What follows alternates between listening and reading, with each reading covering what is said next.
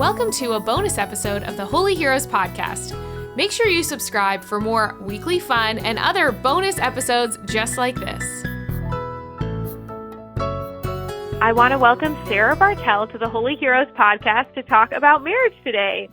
Sarah, one of the reasons why I knew I wanted to talk to you about it is because you and your husband Nathan have actually started a marriage ministry to help Catholic married couples. Can you just tell me a little bit about your story and what brought about the creation of Cana Feast? Oh, absolutely, Claire. It's such a joy to be talking with you. And yeah, God really works, to prepare us for His will for us. I had studied the theology of marriage and family at the graduate level at the Catholic University of America when I was working on my degree there. But even just knowing the theology of the body and the church's beautiful teachings on marriage wasn't enough to prevent my husband and I from reaching a low point in our own marriage. Shortly after my grad school years, we hit a really hard time in our marriage because of different life stressors, family of origin stress and financial troubles, and just a lot of different things kind of pulled us so that we weren't connecting very well with each other, and we weren't really feeling the joy that God has in store for us in marriage. And even though we were living by church teaching and, committed to our faith, we didn't really know how to make each other feel loved in our everyday life. So we actually signed up for a marriage retreat that really equipped us with the tools and skills to do just that, to make each other feel loved and to live out being a total mutual self-gift, which, I knew all those terms in the abstract from my grad school training, but how to live that out in our day-to-day life, like practical practices and attitudes. So we were involved in in-person marriage ministry in our local area here in the Pacific Northwest for quite a while, putting on weekend retreats at parishes, but we kept running into couples who are friends of ours from church saying, oh, we should do that. That would be so good for us, but we just can't get a whole weekend away. We don't have grandparents in town to watch the kids, or, the wife is a nurse and needs to work on Saturday, or, sports, what have you. So we decided to apply what we knew, synthesizing what I'd learned in grad school and then other marriage enrichment knowledge that we had accumulated, and to make our own online ministry so that every couple could access this, whatever their schedule, wherever they were in the world. So that's how it really took off. In 2019, we began Cana Feast, our ministry that we began by creating small little monthly at-home marriage retreats with like a worksheet you could do after watching the video we made. And then after that, years later, we developed our Little Way of Marriage free online workshop and our Abundant Deep Dive Marriage Renewal course. So that is kind of how it all began. God took what we needed and then He made it grow and be something that's now touching couples on continents all around the world. So just really thankful to have a little part in that. I know that the name Little Way of Marriage refers to St. Therese. Why did you pick that as the name for this marriage program? You don't really think about St. Therese and marriage very often, I don't think. Oh, yeah, but I just love her so much. My doctoral dissertation focused on St. Therese's little way of childhood and the domestic church and her family of origin, her parents, St. Louis and Zélie Martin, and how, anyway, so I was quite familiar with St. Therese, having worked on that dissertation for years, and, read a lot of the letters of her mom and dad to each other.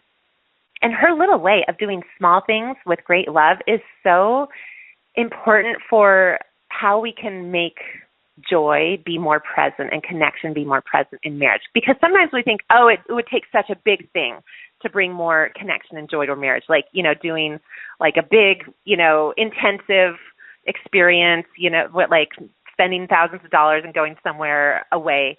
But it really is just little tiny habits that you can do in your daily life that can make a big impact. So we really look at the power of small actions done with great love between husband and wife to to make joy and connection blossom more.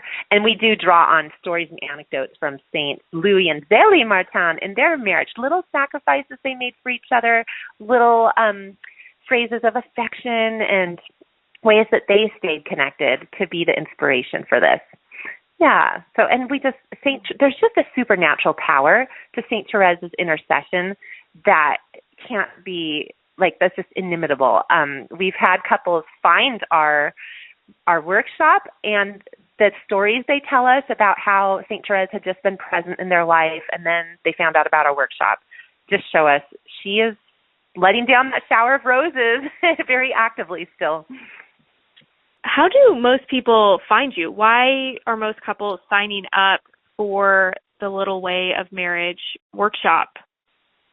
Well, we have been present on social media, and we use Facebook ads. So, a part of it is just the algorithm of how those Facebook ads get served. But I know that the Holy Spirit is working as well, because we have couples tell us, St. Therese is the patron saint of our remote diocese in Alaska, or my grandma had just given me a copy of Story of the Soul, and I had left the church, and I was just coming back to church, and I saw a poster at our parish about your workshop. And we hadn't even made posters, so someone on our email list must have made up a poster about our workshop and hung it in that lady's church.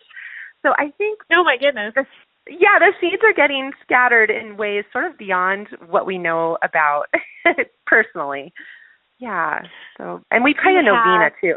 My husband and I are we pray a novena to Saint Therese while we are promoting the workshop. So we're just putting it in heaven's hands. Yeah.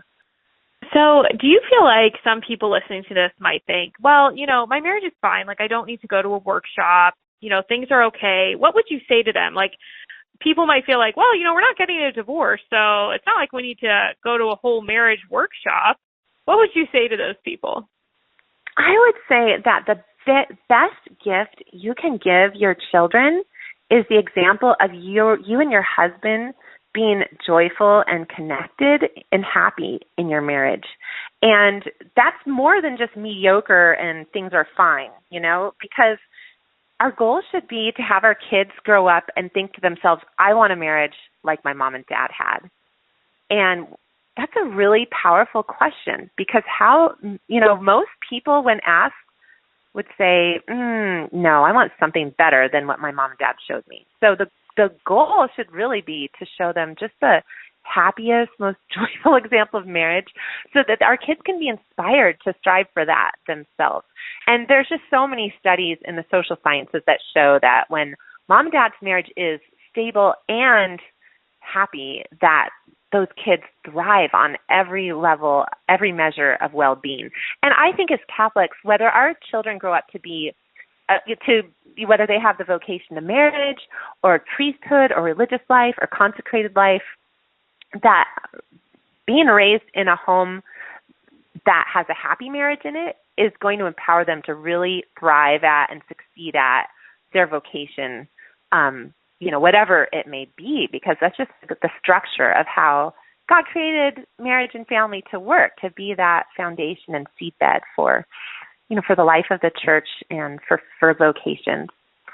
Yeah, so I would say, as busy moms, because I am one, I have 5 kids. I know what this is like, being called in so many directions, that it's pretty easy to kind of default to putting your marriage on the back burner. And that is a temptation that we should all strive against, because we need to show our kids we're being intentional about creating time to talk with our spouses, our husbands, that we're really spending time relaxing and having fun with them.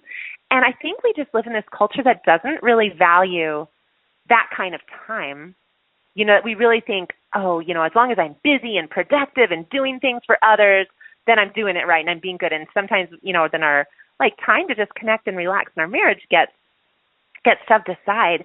And that can be really a slippery slope of, turning into actually neglecting our marriage and thinking, it'll be fine. We can find each other again once the kids are grown. And that is just sadly not always the case. It's really important to create those habits of connection now when in these busy years of raising kids, so that when the kids are all grown and flown, you two can look at each other and not be strangers to each other, if that makes sense. Yeah. I'm glad you brought up the child angle. I know a lot of the moms listening to this are moms in the early years with a lot of young kids.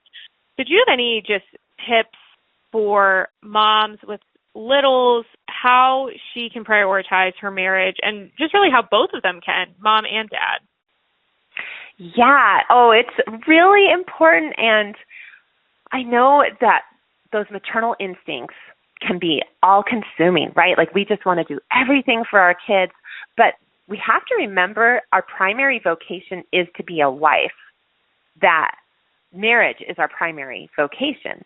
The kids are here for a time, and then they're going to ideally grow up and be, on their own, independent, but your marriage endures much further past that. So if you can start now when the kids are younger to train them, when you and your husband are having a conversation, that they can wait a little bit, in age-appropriate ways. But you can start having this idea that, they can wait a little bit while you finish up your conversation so that they see mom and dad's connection with each other really is important and a priority. And it's not like kids are first in everything. So that's just sort of an attitude, to keep in mind. And I think that's important because moms really, we control a lot of what happens in the culture of our home. And so if a mom has this idea that okay, I am a mom and I'm going to be a great mom, but I'm also a wife and I'm going to make sure I save some time and energy from my day, to be able to connect with my husband, that makes a huge difference. Practical ways you can do this, especially when kids are little and their needs are so urgent and so immediate, is you can take them for walks, walking with your husband to the park with your kids. When they're in the stroller or on their bikes or playing at the park, you can steal, in a sense, you can have some conversation with your husband while the kids are occupied. Or when you're driving around in the car or the van together, a lot of times kids can be happily occupied and they're strapped into their car seats. So sometimes that can be a really great opportunity to have a deeper, more meaningful conversation with your husband.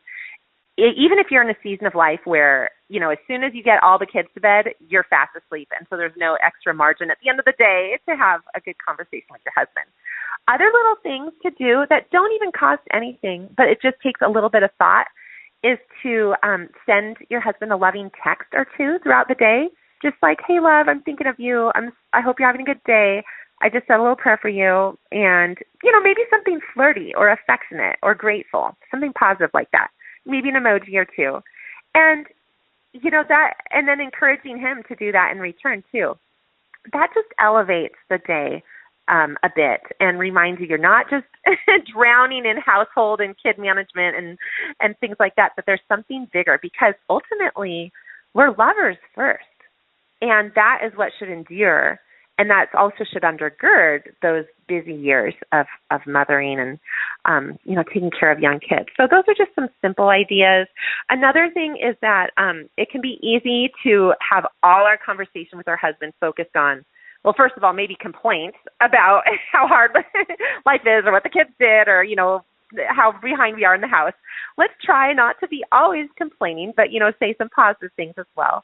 But also, instead of having all our conversation focused on household logistics and kids and what needs to be done in our schedule, make sure you're having some conversation where you're building your emotional connection with each other by getting to know each other better. Even though you may have been together for years, both you and your husband are both growing and changing and learning, and you kind of need to keep rediscovering each other year by year, week by week, day by day. And so asking open-ended questions is a great way to do that. Like, what was your biggest emotion today? What was, who do you admire most in history and why? If you could have lunch with any saint, which saint would you have lunch with, and what would you want to ask them? Like things like this. Or if your husband has interests and hobbies, ask him about that and what it is he likes about that sports team, or who his favorite player is, or, what power tool he would dream of getting and what he would make with it. Those kinds of bigger picture, dreaming questions or memory questions, like who did you admire most growing up? What family vacation was most meaningful for you. Things like that. It might sound superficial or frivolous, but it's really not, because you're just getting to know each other, getting to know the mystery of, who your husband is better and better. And that really helps us keep from taking them for granted or seeing them as just our assistant in this laborious task of managing the household. So those are the kinds of things my husband and I teach in the Little Way of Marriage workshop, to really focus on gratitude and affirmation. We also teach a method of a really quick, simple couple prayer to do at the beginning of the day to get connected spiritually and emotionally at the start of your day. And it's a 90-second or less prayer. And just the couples who do this often find that this becomes a spiritual and emotional superglue to help them feel more together, like they're on the same team, no matter what crazy things life is throwing their way that day. Yeah, and I don't think I've mentioned yet, but the Little Way of Marriage workshop is completely free. I mean, you and Nathan have created this for people to use at no cost. What do people tell you is their favorite part of this workshop? Well, I think the couple prayer skill that I just mentioned, and that's in the first video in our workshop, I think that is something people really hang on to, and we hear a lot of couples say, wow, when we started doing that, that's when things really started changing in our marriage.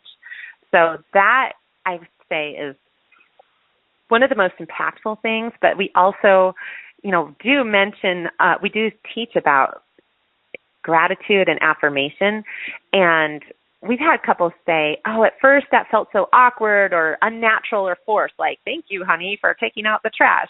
But then as they do it more and it becomes more familiar, they said it just became nice and our home became so much more positive. So that's something that we just really urge couples, whether they join the workshop or not, really focus on gratitude in your marriage and building each other up and praising each other. It's just so powerful.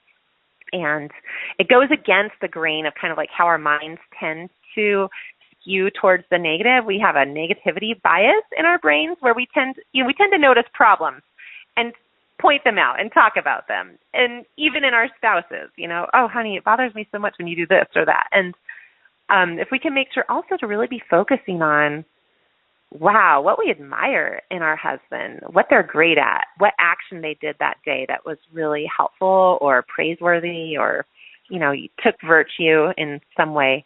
That's just so important to start speaking about that to each other.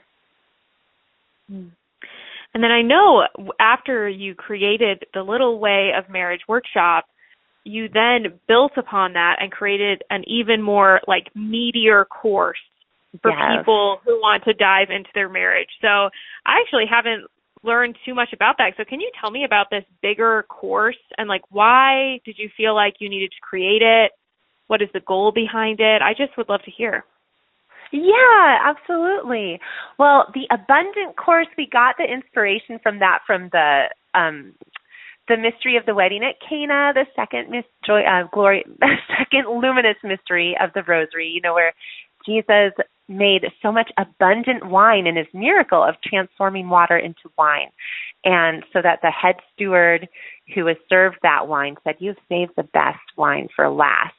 And we just bring couples through a systematic experience where one lesson builds on the next, and they all, relate to each other about how to reconnect and remember why you fell in love with each other. And we bring you through skills for applying theology to body to your daily life and living out your sacrament of marriage and looking back at your best memories as a couple and dreaming together. And then also really looking for what is God's specific mission for your marriage and family. It's really transformative. The couples who go through it can have really big changes in the level of joy that they're feeling, where before they were not really feeling like they're on the same team or on the same page. When they go through this together by watching the videos at their own pace and then doing the worksheet, the reflection exercises, how and when they can come out the other side with just really equipped with tools and skills and practices to keep going for all the years ahead in a much happier way. So it's a self-serve, do-it-yourself experience. You do it at your own pace. And for couples, like I imagine a lot of the moms listening might be where they have a lot of young kids at home or in that busy season of early childhood or big range of ages of kids. There's an easy way to get through it where it doesn't take carving out huge chunks of time. You can just, like Monday, for example, watch one of the lessons in it, just 12 minutes or so. And husband and wife don't even have to watch it at the same time. Maybe, husband could watch it during his lunch break and wife watches it while kids are napping or after they're in bed or whatnot. And then Tuesday, you each separately can do the worksheet that is associated with that lesson. And again, you can do this in the midst of your day, however you can fit it in. And then Wednesday, you come together and discuss that worksheet. And again, that's just like a 15-minute or so chunk of time that you set aside to do that. So then you've gotten through one lesson that week and then start again next Monday. So if you do that, you'll get through all the content in about 6 months or so, and you've gone at such a nice, slow, steady rhythm that you can really integrate and internalize all the teachings in there. So that's the path we'd recommend for busy families. And so if you want more joy and connection in your marriage, this is what we designed it for. Because a lot of couples, Retrouvaille is a great resource out there as well, and Marriage Encounter.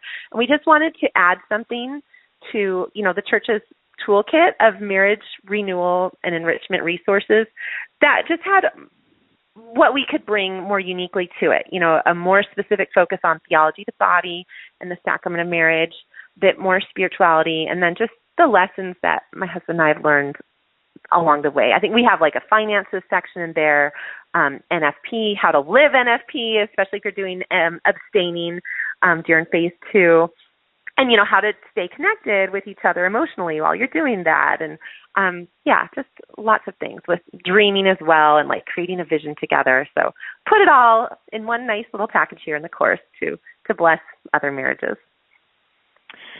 Yeah, that is a lot of content, doing it over 6 months, just one section a week. That comes out to quite a hefty amount of information. And I also just think it's wonderful that people can do it from home. Like I said, a lot of the moms who listen to this have a bunch of little kids. They aren't necessarily getting away for a marriage retreat for a weekend. And I think sometimes, I kind of think about this for me, there is a certain level of privacy of being able to do it in your own home, which is kind of nice. Exactly. Yes. Right. And then you don't have to worry about group conversations with, all the cohort that's going to the retreat or whatnot. But yeah. And, I just want to encourage moms also who are listening to this thinking, well, that sounds great to me, but my husband would never do that with me. We created a wife-only path so that you can go through the course yourself and then just in subtle ways, ask your husband one or two of the questions from the reflection exercises when you get a chance, when you're in the car together or walking the kids to the park or whatnot, so that you can have success with your part of the transformation and invite him along in the way that he would be able to meet you. Because not every husband wants to sit down and watch marriage enrichment videos. A lot of them do, and that is awesome, and we're so happy for those couples. But I just want to let wives who know that your marriage needs this, but who feel like a husband wouldn't be on board, to know he doesn't have to be. You can do it yourself, and then you start doing the positive things in the marriage that will change the dynamic. So I just want to empower the wives that you're half the equation, and if you change your half, that's a really powerful change. Thank you for saying that, because you are correct. There are definitely some people who I'm sure really appreciated hearing that. Do you ever have people kind of get together and do your courses together as couples? I'm just kind of curious. Yeah, you know what? That's been an unexpected but delightful development that we have had.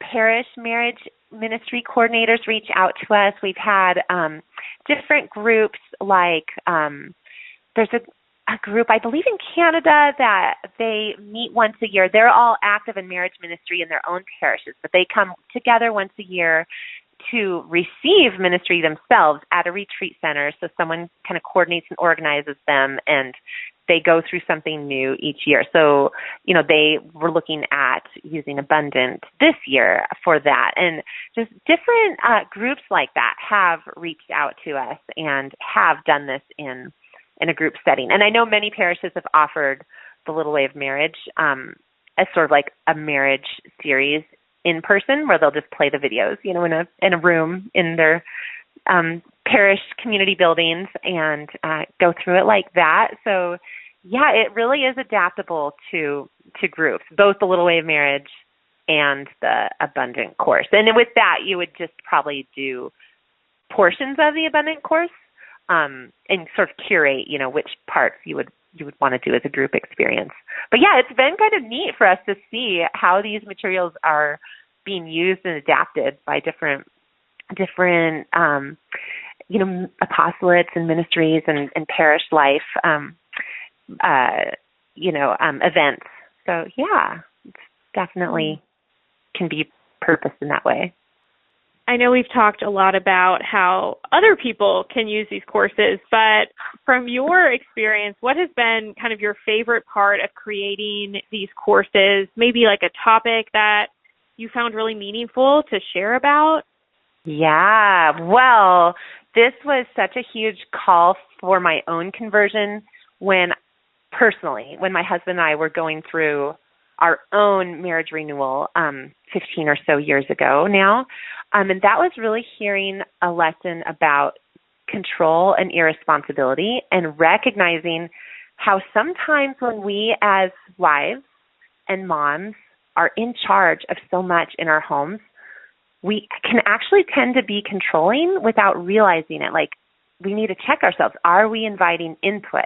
If our husband loads the dishwasher in the way that we don't prefer, do we scold him for it?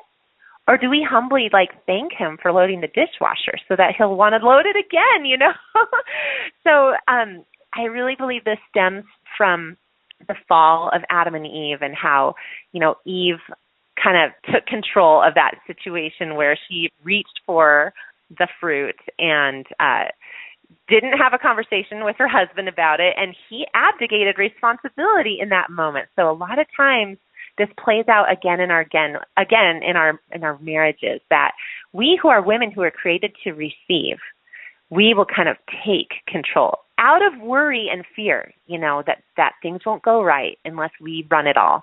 And this sort of pushes our husbands off to the margins of family life, and it kind of actually creates distance in our marriage as well.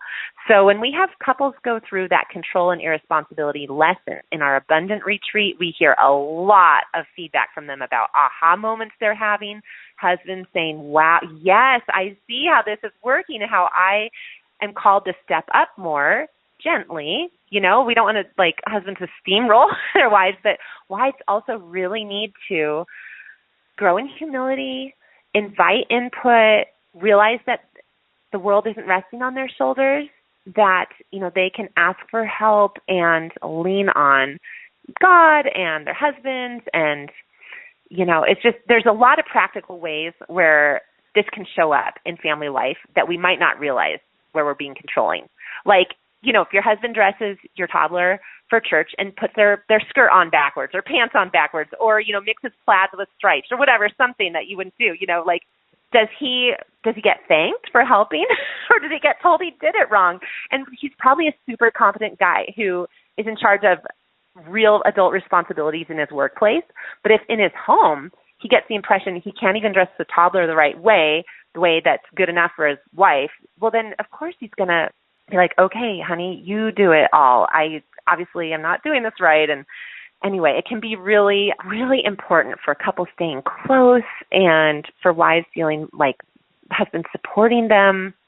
They can learn how to let go of control. And it's so much healthier for us as well. It reduces stress and it softens us so that we're able to smile and have joy and relax more. So yeah, I would say that is the piece that just we tend to hear again and again is just really powerful and transforming for couples.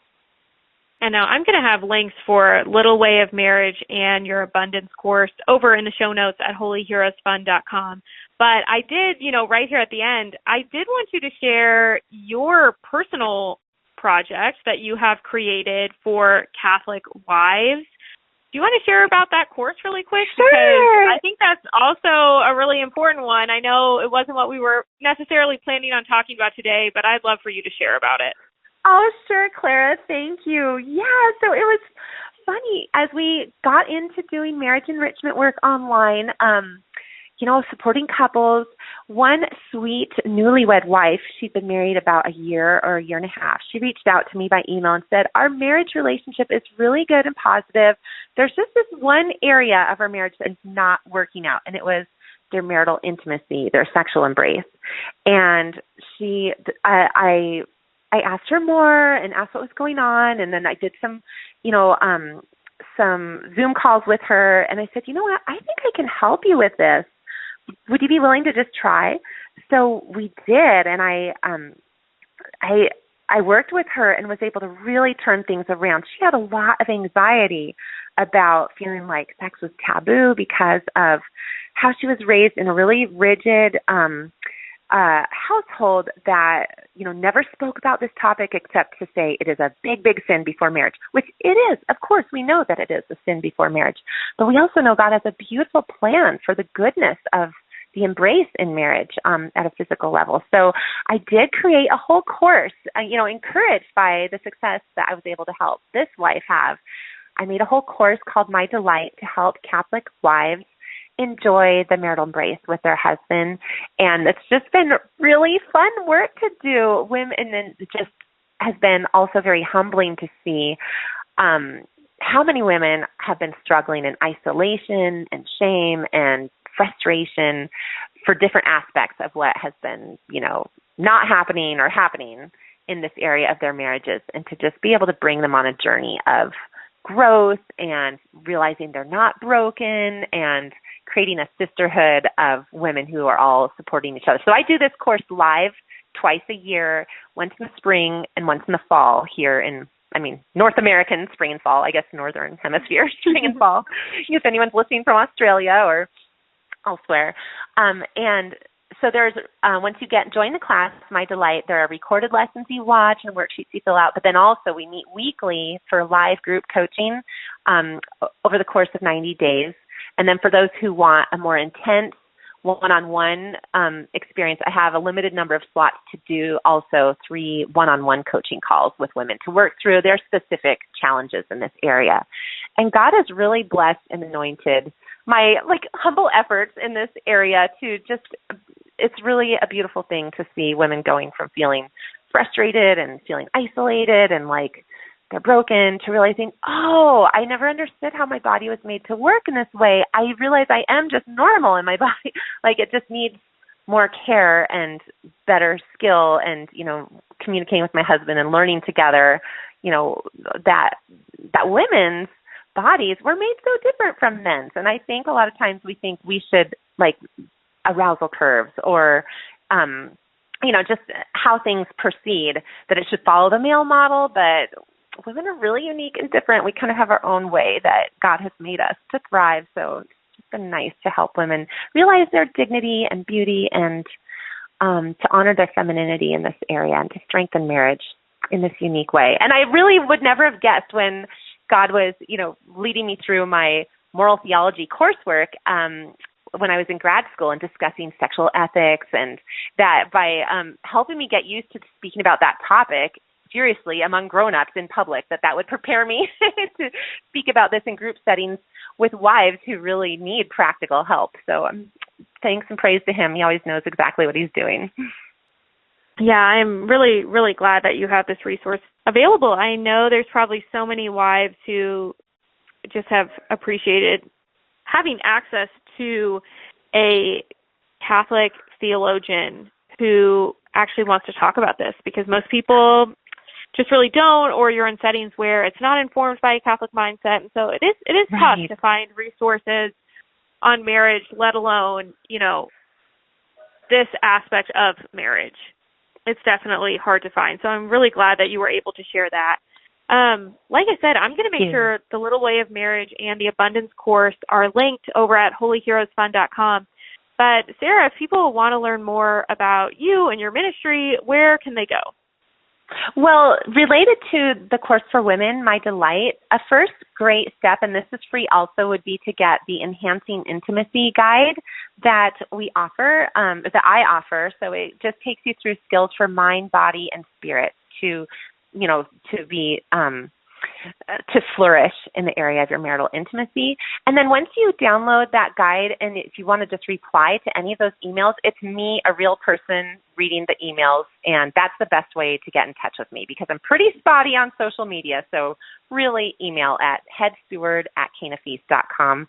That is the best way to reach out. And, sometimes people will email me with like a specific moral question related to intimacy or whatnot. And usually I'm pretty happy to give a quick answer to just point out to someone like, okay, here's the church's teaching and how we would apply it to like that question or whatnot. So I'm happy to do that. So headsteward@canafeast.com, like Cana, wedding at Cana, Cana, feast, like the reception.com. Thank you so much, Sarah, for coming on and sharing. I know there's so many women who are going to be grateful for this episode. Oh, thank you, Clara, and thank you for all you do. My family has been Holy Heroes super fans for about 15 years or so. I think just a year or two after you all started, our oldest girls who are in college, they were raised on Holy Heroes and Glory Stories materials. So thank you so much for evangelizing in that way.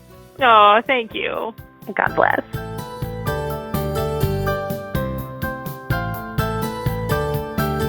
Thanks for listening to this bonus episode of the Holy Heroes Podcast. Make sure you subscribe to the Holy Heroes Podcast for more weekly fun and special bonus episodes. You can also go to holyheroesfund.com for printables, free resources, and so many more things to help bring the joy of the faith to your family.